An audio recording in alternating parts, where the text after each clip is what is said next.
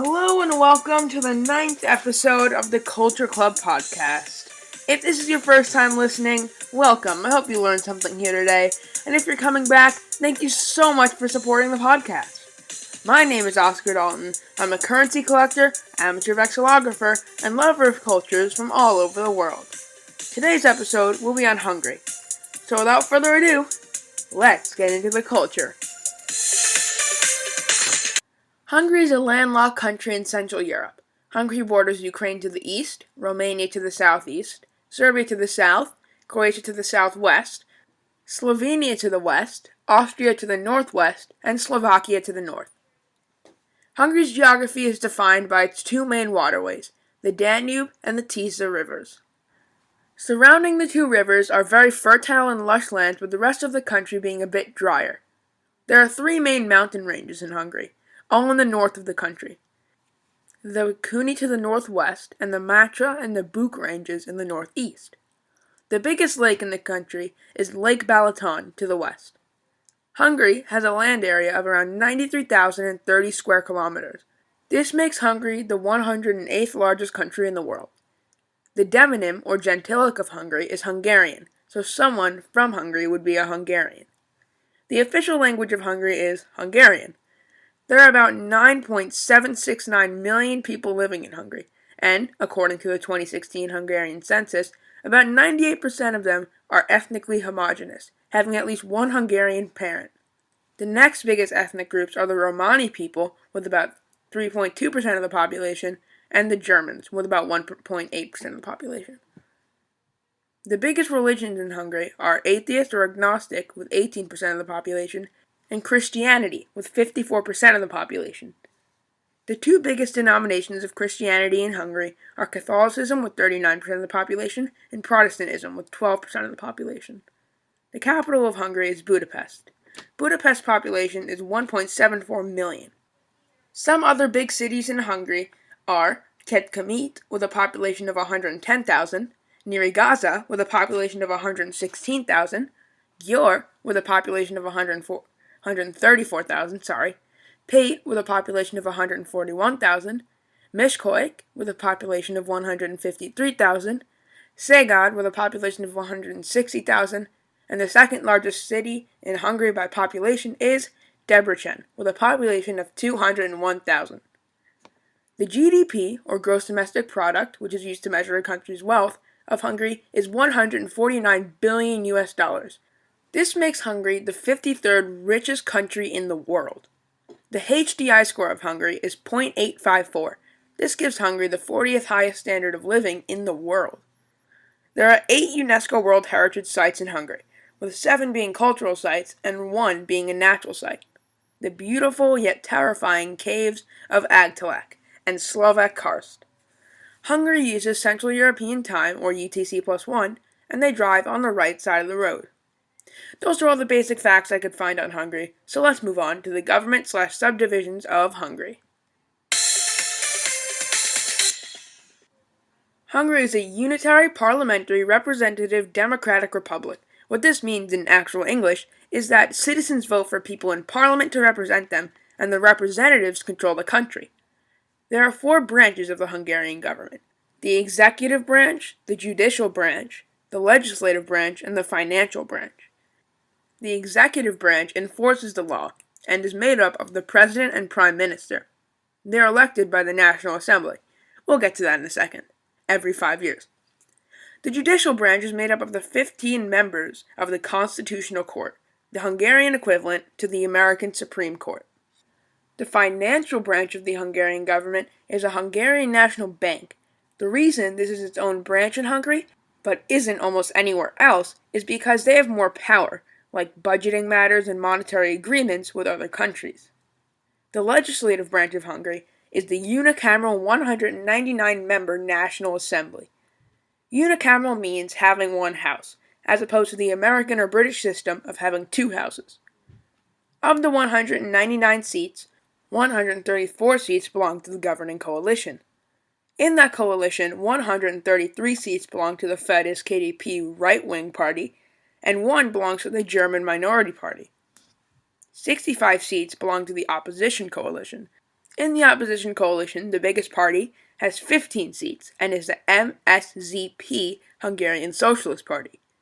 5 seats belong to the Dialogue Party, a Hungarian Green Party. 17 seats belong to the Jobbik Party, a radical nationalist Christian party. 9 seats belong to the DK Party, a center-left party. 16 seats belong to the LMP Party, another Hungarian Green Party, and there are 13 independents. The National Assembly is voted on every 4 years, with the last election happening in 2018. The current Prime Minister of Hungary is Viktor Orban. He's been a politician since 1988. When Orban kickstarted his career in 1988, he was a founder of the Liberal Students' Party. He became Prime Minister for the first time in 1998 to 2002, and was the leader of the opposition from 2003 to 2010. He was PM for the second time from 2010 to the present day. Hungary is split into 19 counties, and one special administrative division belonged to the capital city of Budapest. Budapest is the smallest administrative division in size, but largest by population. The smallest county by population is Novgorod, which is the second smallest county. That's all I have on the government/subdivisions of Hungary. So let's talk about the languages of Hungary.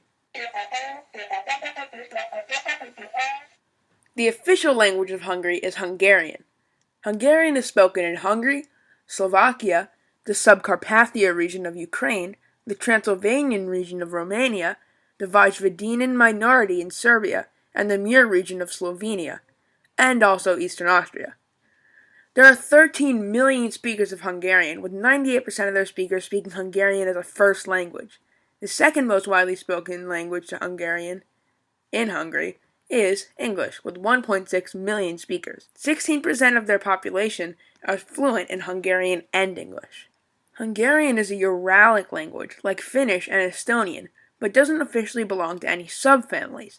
Some linguists have seen some similarities in Hungarian, Khanty, and Mansic, 2 Siberian languages, so they created the Ugric subfamily. Some linguists believe that this should be included in the Uralic family, and some don't. That's all I could find on the Hungarian language, so let's talk about some Hungarian currency. The currency of Hungary is the Hungarian forint.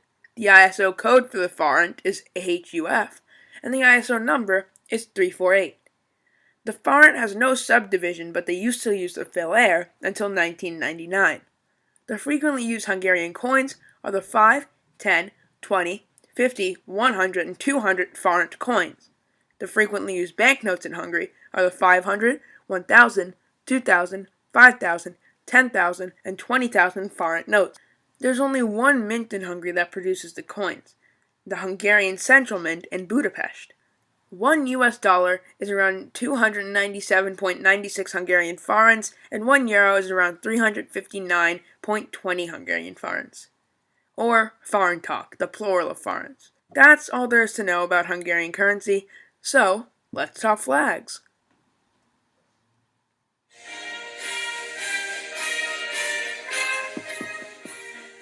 The flag of Hungary is a horizontal triband of red, white, and green.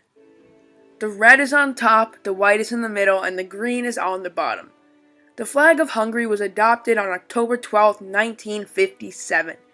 The white symbolizes the Hungarian rivers, which is weird. Why not just use blue? But the green represents Hungary's mountains, and the red represents the Hungarian blood shed in its many battles. The coat of arms of Hungary was adopted on July 3, 1990. It consists of a shield with a crown on top of it. The shield is split into 2 sides vertically down the middle. The crown on top is the crown of Saint Stephen and represents the Parliament of Hungary. The left side has the Arpad stripes, 4 silver or white stripes and 4 red stripes. The silver stripes represent the 4 main rivers in Hungary, the Danube, Tisza, Drava, and Sava rivers. There's really no explanation for the red lines, they just thought it looked nice, I guess. The right side of the shield consists of a silver double cross on a red background with a golden crown at the base of the cross. The crown placed in the middle of the 3-hilled green mountain range at the bottom of the crest. The cross represents Christianity, the crown represents the St. Stephen's crown, the same one on top of the crest, yes. The hills represent the three main mountain ranges of Hungary, the Tatra, Matra, and Fatra. And, yeah, that's all there is to know about the Hungarian flag and Hungarian coat of arms.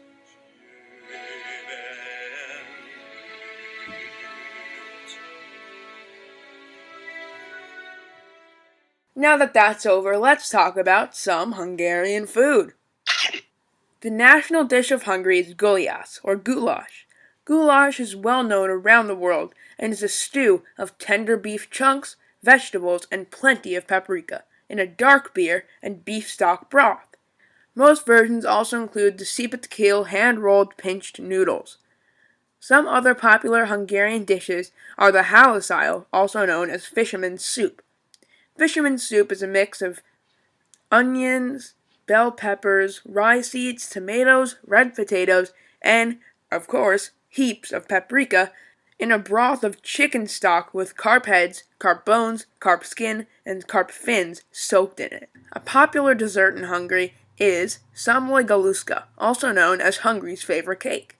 It consists of a sponge cake layered with chocolate cream, walnuts, rum, all topped off with some nice thick whipped cream. Those are the most popular foods in Hungary, so let's talk about some Hungarian sports. Cycling, hiking, and football, or soccer, are the most popular sports in Hungary. Some famous athletes from Hungary throughout history are Alfred Hagyos, aka the Hungarian Dolphin, a swimmer, footballer, referee, and an architect who swam at the first modern Olympic Games in 1896. Christina Egerszaj, another Hungarian swimmer, has 5 Olympic gold medals, 2 World Championship wins, 9 European Championship wins, and 3 European Junior Championship wins. And of course, you can't talk about Hungarian sport without talking about Ferenc Puskás, the first real world footballing superstar, and he even had the Puskás Award, an award given by FIFA to the best goal in the world that year, named after him. The top flight of Hungarian football is the Nemzeti Bajnokság. There are 12 teams in that league. The champion qualifies for the Champions League first qualifying round, and the runner-up and third-place teams qualify for the Europa League first qualifying round. On the other end of the table, the bottom 2 teams get relegated to the Nemzeti Bajnokság 2, the second tier of Hungarian football. The Hungarian national team is ranked 52nd in the world by FIFA. So, that's all I know about sport in Hungary, so let's talk about some Hungarian myths. The origins of a lot of Hungarian myths are shrouded in mystery. It mostly just came about by word of mouth of the Magyar people who inhabited Hungary thousands of years ago. They believed that the world was separated into 3 realms: the upper world, the land of the gods and good people, the middle realm, earth, and the underworld, the land of the devil and bad people. As you could see, this was also very influenced by Christianity in the later years. They were also polytheistic, which means that they believed in many gods. Most of the gods were on the same level, so no god had more power than the others. That's all there really is to know about some ancient Hungarian folklore. They don't have that many well-known stories. So let's travel down memory lane and look at the history of Hungary. Mégis eljöttem ide önökhöz, mert önök most nem egy kormányt, hanem egy országot és egy népet fognak elítélni. Azt a Magyarországot fogják elítélni, amely 1000 éve tagja a keresztény That was Viktor Orbán speaking out against the UN because the UN was trying to strip Hungary's voting rights because they were kind of like supporting alt-right and neo-Nazi groups, but that's a story for another time. Let's get into some Hungarian history.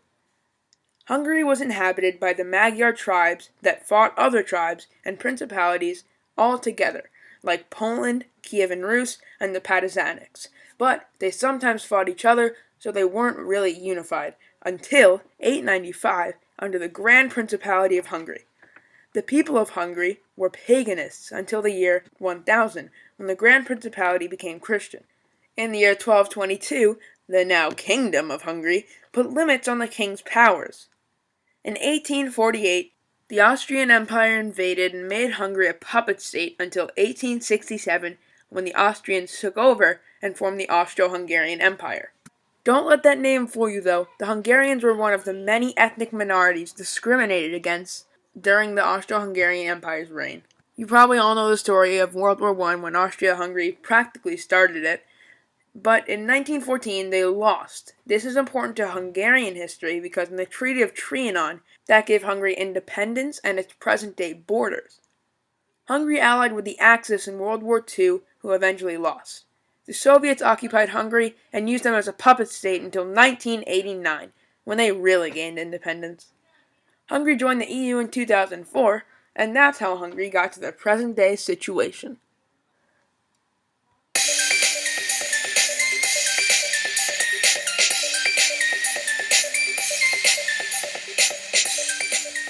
Congrats! You've made it to the end of this week's episode. If you found it at all interesting, please like, subscribe, comment, or follow wherever you're listening. It really helps the podcast. If you want to get in contact with me, you can DM me on Twitter at CultureClubPod1, on Facebook at Oscar Dalton, or you could even leave a comment right here on this YouTube or SoundCloud video. Stay tuned for next week's special 10th episode on Ireland, and I'll see you next week.